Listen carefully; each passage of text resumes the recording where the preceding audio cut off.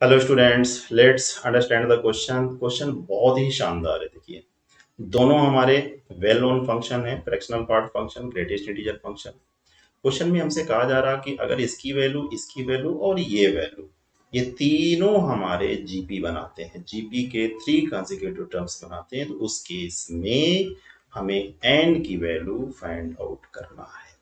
तो आइए सबसे पहले इनकी वैल्यू निकालते हैं। जैसे 0 से एन, ये हमारा फर्स्ट टर्म हो जाएगा जीपी का, और fractional part function of x and D x कैसा फंक्शन होता है?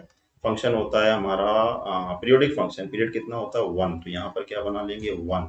एन को बाहर किया तो ये हो गया 0 से 1। इसको हम लिख सकते हैं x minus greatest integer of x d x. ये वैल्यू हमारी कैसी होगी? 0, क्योंकि एक्स हमारा लाई करता है 0 से 1 के बीच में। ये हो गया एन केवल एक्स, 0 से 1 एक्स डी एक्स, जिसको हम लिख सकते हैं एक्स स्क्वायर बाई 2। मतलब इसकी वैल्यू कितनी आएगी? 1/2। सेकेंड टर्म है जीपी का, जिसे कहते हैं 0 से n greatest integer x d x, और इसका डायरेक्ट रिजल्ट होता है, हमेशा याद रखना, N N minus 1/2।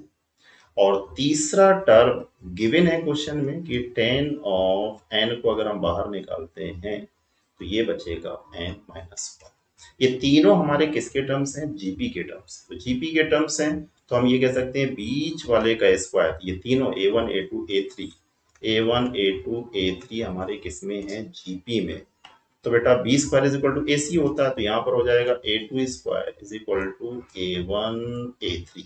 A2 square का मतलब हो गया एन माइनस 1/2 का whole square. A1 A3, A1 का n/2, A3 का है 10 n ठीक है।